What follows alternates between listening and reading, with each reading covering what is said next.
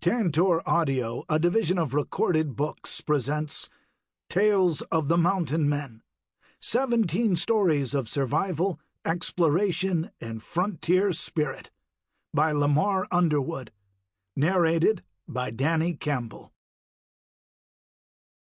The Mountain Men were a tough race, as many selective breeds of Americans have had to be. Their courage, skill, and mastery of the conditions of their chosen life were absolute, or they would not have been here. Nor would they have been here if they had not responded to the loveliness of the country and found in their way of life something precious beyond safety, gain, comfort, and family life. Bernard DeVoto, Across the Wide Missouri. Introduction. Under a grove of walnuts alongside the Missouri River, his face soft in the glow of the campfire, the hunter-trapper's voice is emphatic yet serene, heard above the crackling of logs in the flames and the clink of pots and spoons preparing the evening meal. "I seed most of it. Coulter's Hell and the Seeds Key D and the Teton standing higher than clouds, and north and south from Nez Perce to Comanche, but God Almighty, there's nothing richer'n the upper Missouri, nor purtier. I seen the Great Falls and traveled Marias River, dodging the Blackfeet, making cold camps, and sometimes thinking my time was up, and all the time living wonderful, loose, and free's airy animal. That's some, that is. Lord God, a man gets a taste for it." There you have it, the mantra of the mountain man. The pleasures and dangers, the life lived in the open, in the wilderness of the Rocky Mountains in the 1830s, summed up in one remarkable and skillful paragraph in The Big Sky, the book that perhaps more than any other created a new American icon rivaling the cowboy. Long the dominant symbol embodying the spirit of America's frontier past, the image of the cowboy no longer stands alone as the ultimate icon of self-reliance and independence. The great canvas of the Western landscape in art, books, and film is today shared by the figure called the Mountain Man. These men were the trappers of the Rocky Mountain fur trade in the years following the Lewis and Clark expedition of 1804 to 1806. With their bold journeys peaking, roughly speaking, during the period 1830 to 1840, they were the first white men to enter the vast wilderness reaches of the Rockies in search of beaver skins, plews in mountain man parlance. They feasted on the abundance of buffalo and elk and other game, while living the ultimate free-spirited wilderness life. Often they paid the ultimate price for their ventures under the arrows, tomahawks, and knives of those Native Americans whose lands they had entered. Today the words "the Big Sky" are engraved in the American lexicon. We Americans love nicknames, and what better way to describe the great high country of the West? You can find the Big Sky label on everything from ski resorts to housing developments to magazines. Everybody wants a piece of the Big Sky these days. Truly, as the mountain man Dick Summers said beside the campfire, a man gets a taste for it. Although literature about the mountain man certainly existed before A.B. Guthrie Jr. published The Big Sky in 1947, Guthrie's novel brought the mountain man into the forefront of critically acclaimed American literature, and it brought the words "the Big Sky" to the esteemed station they hold today. Were they actually uttered in the novel, or were they used only as a title? Indeed, they were taken directly from a single page, the only time in the novel the words appear. Which page was it? I shall not tell you, for that would spoil your own pleasure of fully discovering the many reader rewards in this classic of American literature. Guthrie's Big Sky portrait of mountain man Dick Summers is so vivid and skillfully drawn that since reading the book as a young man, I have carried his constant image as an icon, a mountain man prototype. This personal obsession has no doubt been helped along by Arthur Honeycutt's memorable portrayal of the Summers character, renamed Zeb Calloway, in Howard Hawks's film version of the book. Honeycutt's on-screen character seems exactly what Guthrie had in mind. He is the ultimate mountain man, skilled in the ways of wilderness survival, leading the way into the great unknown, wise and reflective on the natural world, its beauty and its dangers. The Big Sky and its Dick Summers character opened my eyes to the reading pleasures of mountain man literature, both fiction and nonfiction. Over the years I have encountered many other characters like Dick Summers, and I have followed them through Indian fights and blizzards, on buffalo hunts and beaver trapping on countless streams lost in the vastness of the mountains. As an avid movie buff, I have been fascinated by the work of director Sidney Pollack and Robert Redford in creating Jeremiah Johnson, which surely to any mountain man junkie ranks as a classic film. Howard Hawks's The Big Sky is marred, in my opinion, by his decision to shoot the film in black and white. The film version of The Big Sky you sometimes see today is colorized, an ersatz computerized attempt to juice up the images, but no substitution for what we would have gotten had the film been shot in Technicolor. Despite some superb shots on location on the Snake River beneath the Tetons, Arthur Honeycutt's performance, and a rousing score by the legendary Dmitri Tiomkin, Hawks's The Big Sky lacks a clear, compelling storyline, partly because it dwells too long on part one of the novel, which takes place before the leading characters even get on the Missouri at St. Louis. Note to filmmakers, if you ever remake the movie, throw out part one of the novel. Begin on the river with part two.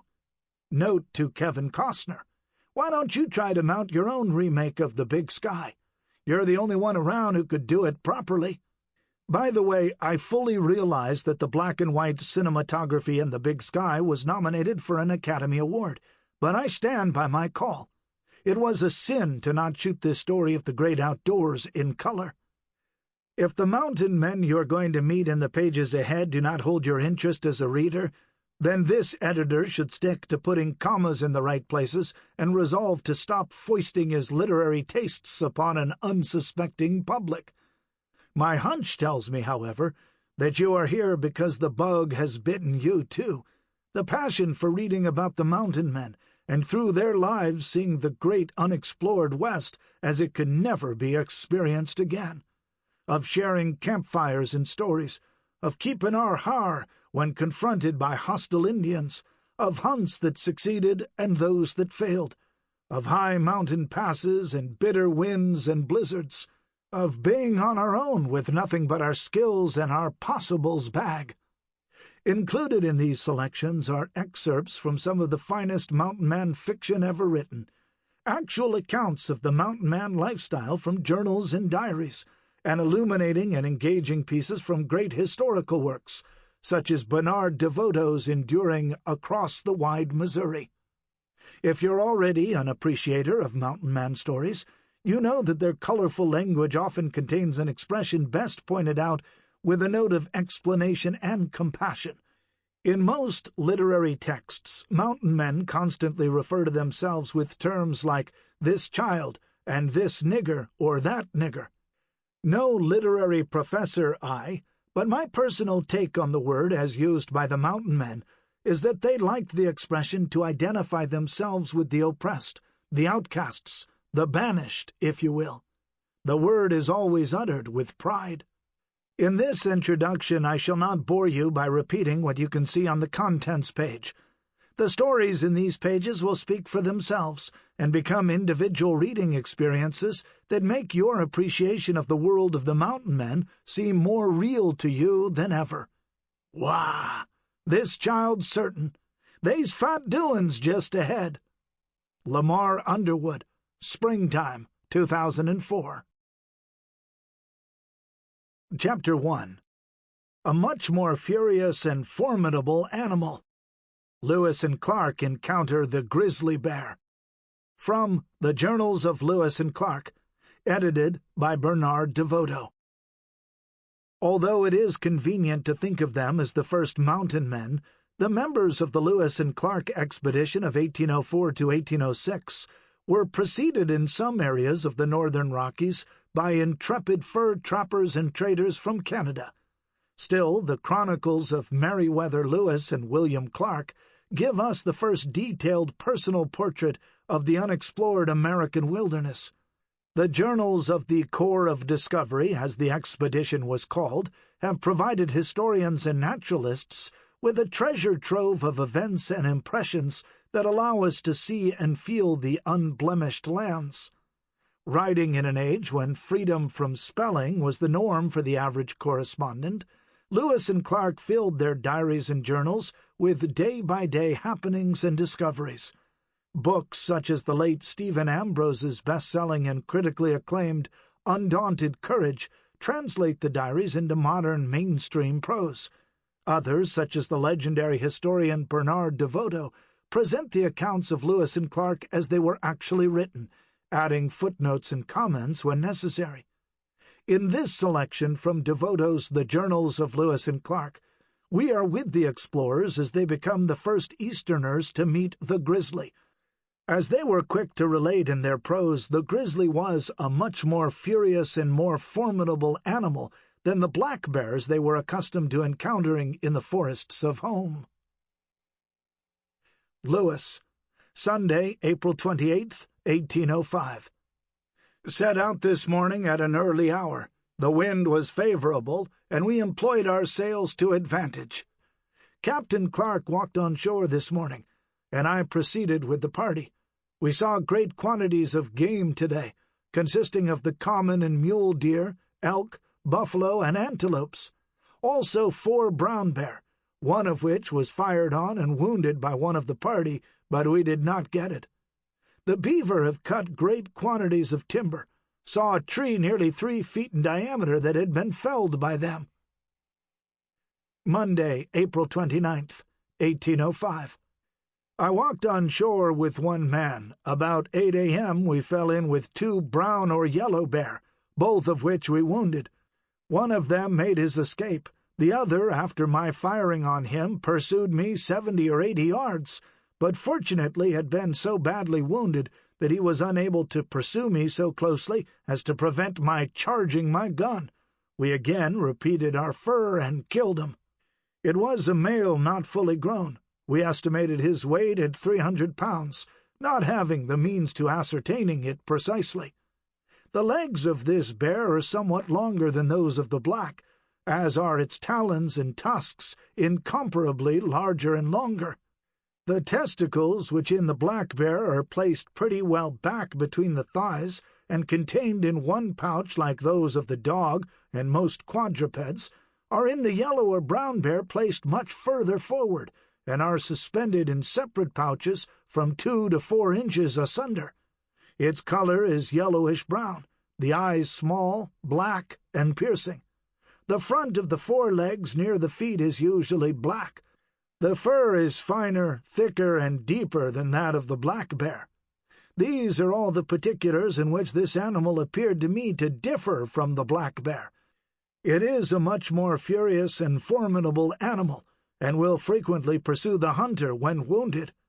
It is astonishing to see the wounds they will bear before they can be put to death. The Indians may well fear this animal, equipped as they generally are with their bows and arrows or indifferent fuses, but in the hands of skillful riflemen they are by no means as formidable or dangerous as they have been represented. Game is still very abundant. We can scarcely cast our eyes in any direction without perceiving deer, elk, buffalo, or antelopes. The quantity of wolves appear to increase in the same proportion. They generally hunt in parties of 6, 8, or 10. They kill a great number of the antelopes at this season. The antelopes are yet meager, and the females are big with young. The wolves take them most generally in attempting to swim the river. In this manner my dog caught one, drowned it, and brought it on shore. They are but clumsy swimmers, though on land, when in good order, they are extremely fleet and durable. We have frequently seen the wolves in pursuit of the antelope in the plains. They appear to decoy a single one from the flock and then pursue it, alternately relieving each other until they take it. On joining Captain Clark, he informed me that he had seen a female and fawn of the big-horned animal, that they ran for some distance with great apparent ease along the side of the river bluff, where it was almost perpendicular, 2 of the party fired on them while in motion without effect. We took the flesh of the bear on board and proceeded. Captain Clark walked on shore this evening, killed a deer, and saw several of the big-horned animals. Clark, May 2nd, Thursday, 1805. The wind blew very hard all the last night. This morning, about sunrise, began to snow. The thermometer at 28 above zero, and continued until about 10 o'clock, at which time it ceased. The wind continued hard until about 2 p.m. The snow which fell today was about 1 inch deep, a very extraordinary climate, to behold the trees green and flowers spread on the plain, and snow 1 inch deep. We set out about 3 o'clock and proceeded on about 5.5 miles and encamped on the starboard side. The evening very cold, ice freezing to the oars. I shot a large beaver, and drew 3 in walking on the bank. The flesh of those animals the party is fond of eating, etc. May 3rd, Friday, 1805. We set out rather later this morning than usual, owing to weather being very cold. A frost last night, and the thermostat stood this morning at 26 above zero, which is 6 degrees below freezing. The ice that was on the kettle left near the fire last night was 1/4 of an inch thick. The snow is all or nearly all off the low bottoms. The hills are entirely covered. 3 of our party found in the back of a bottom 3 pieces of scarlet cloth, 1 brace in each, which had been left as a sacrifice near one of their sweat houses. On the LS we passed today a curious collection of bushes tied up in the shape of vaccine, about 10 feet diameter, which must have been left also by the natives as an offering to their medicine, which they are convinced protected or gave them relief near the place. The wind continued to blow hard from the west, although not sufficiently so to detain us. Great numbers of buffalo, elk, deer, antelope, beaver, porcupines, and waterfowl seen today, such as geese, ducks of different kinds, and a few swan. May 4th, Saturday, 1805. The rudder irons of our large pirogue broke off last night, the replacing of which detained us this morning until 9 o'clock, at which time we set out. The country on each side of the Missouri is a rich, high, and beautiful. The bottoms are extensive with a great deal of timber on them. All the forepart of this day the woodland bordered the river on both sides, and in the after part a beautiful ascending plain on the starboard side. We encamped on the starboard side a little above, saw great numbers of animals of different kinds on the banks. We have 1 man sick. The river has been falling for several days past. It now begins to rise a little. The rate of rise and fall is from 1 to 3 inches in 24 hours. 5th of May, Sunday, 1805. We set out very early and had not proceeded far before the rudder irons of one of the pirogues broke, which detained us a short time. Captain Lewis walked on shore this morning and killed a deer.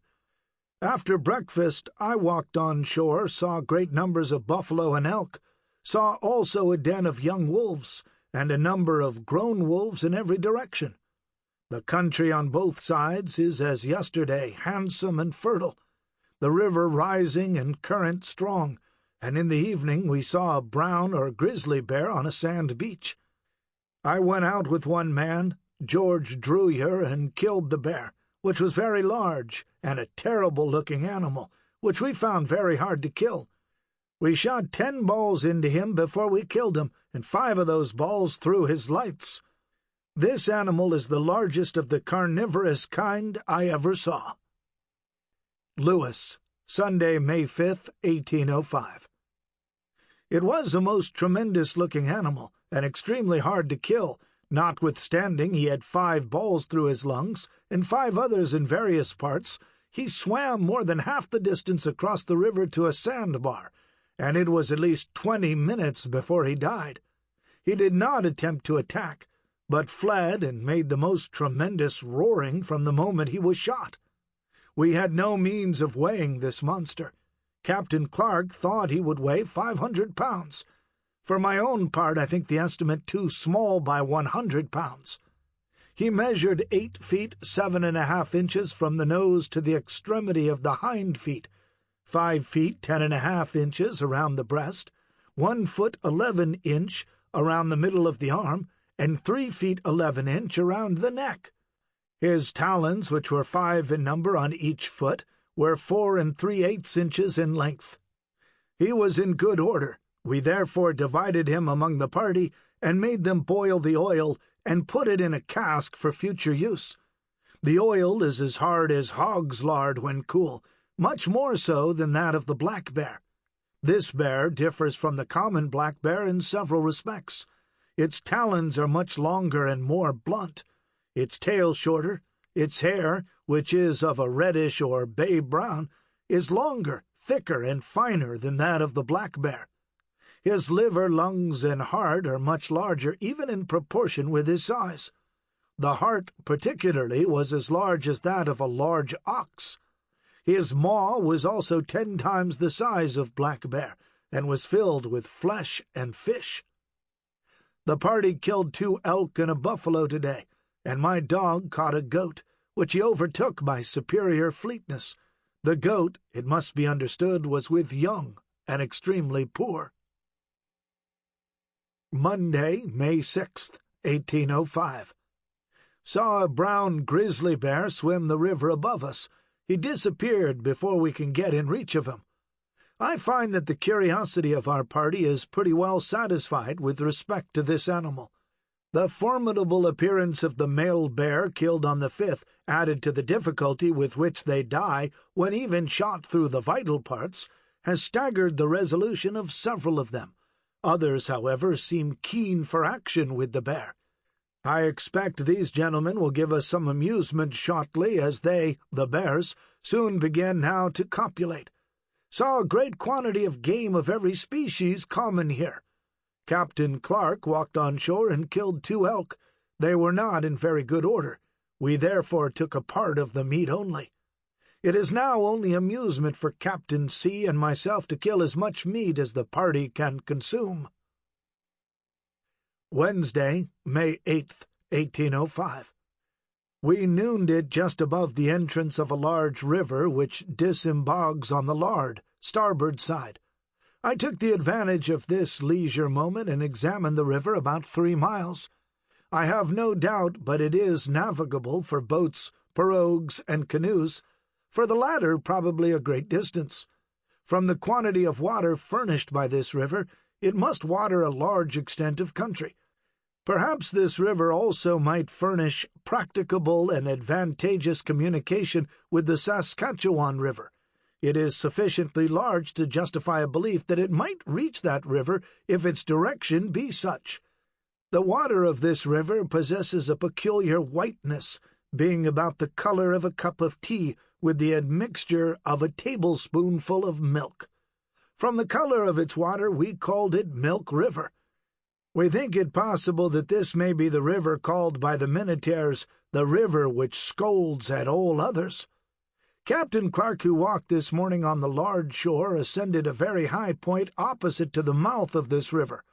He informed me that he had a perfect view of this river and the country through which it passed for a great distance, probably 50 or 60 miles, that the river from its mouth bore northwest for 12 or 15 miles when it forked, the one taking a direction nearly north and the other to the west of northwest.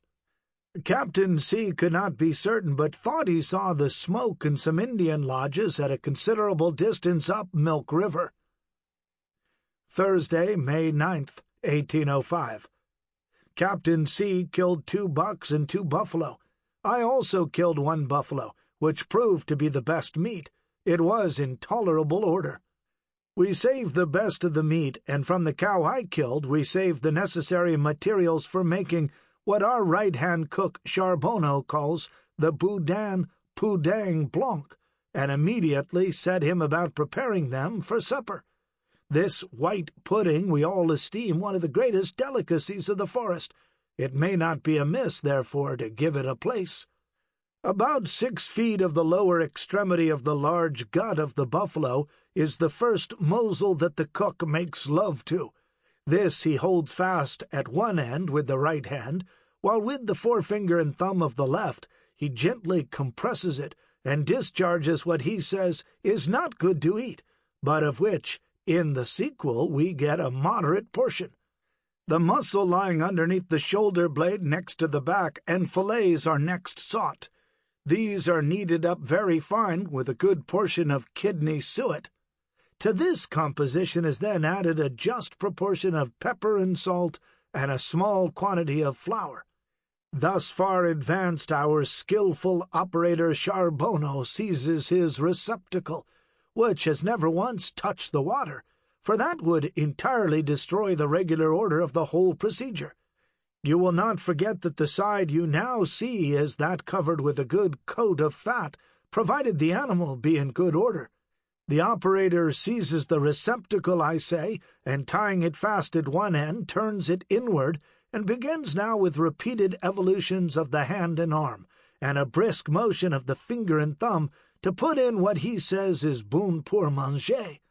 Thus, by stuffing and compressing, he soon distends the receptacle to the utmost limits of its power of expansion, and in the course of its longitudinal progress, it drives from the other end of the receptacle a much larger portion of the blank space in MS than was previously discharged by the finger and thumb of the left hand in a former part of the operation. Thus, when the sides of the receptacle are skillfully exchanged, the outer for the inner, and all is completely filled with something good to eat, it is tied too scant. It is then baptized in the Missouri with 2 dips and a flirt, and bobbed into the kettle, from whence, after it be well boiled, it is taken and fried with bear's oil until it becomes brown, when it is ready to assuage the pangs of a keen appetite, or such as travelers in the wilderness are seldom at a loss for. Tuesday, May 14th, 1805. One of the party wounded a brown grizzly bear very badly, but being alone did not think proper to pursue him. In the evening, the men in 2 of the rear canoes discovered a large brown bear lying in the open grounds about 300 paces from the river, and 6 of them went out to attack him, all good hunter. They took the advantage of a small eminence which concealed them and got within 40 paces of him unperceived. 2 of them reserved their fires as had been previously concerted. The 4 others fired nearly at the same time and put each his bullet through him. 2 of the balls passed through the bulk of both lobes of his lungs. In an instant this monster ran at them with open mouth. The 2 who had reserved their fires discharged their pieces at him as he came towards them. Both of them struck him. One only slightly, and the other fortunately broke his shoulder. This, however, only retarded his motion for a moment only. The men, unable to reload their guns, took to flight. The bear pursued, and had very nearly overtaken them before they reached the river. 2 of the party betook themselves to a canoe, and the others separated and concealed themselves among the willows, reloaded their pieces. Each discharged his piece at him as they had an opportunity. They struck him several times again, but the guns served only to direct the bear to them. In this manner he pursued 2 of them separately so close that they were obliged to throw aside their guns and pouches and throw themselves into the river, although the bank was nearly 20 feet perpendicular. So enraged was this animal that he plunged into the river only a few feet behind the second man he had compelled to take refuge in the water, when one of those who still remained on shore shot him through the head and finally killed him. They then took him on shore and butchered him, when they found 8 balls had passed through him in different directions. The bear being old, the flesh was indifferent. They therefore only took the skin and fleece. The latter made us several gallons of oil. Friday, June 14th, 1805. On this day Lewis reconnoiters the remaining 4 falls and the intervening rapids which compose the Great Falls, going as far as Sun River, which during the winter they had named Medicine River. Sample complete. Ready to continue?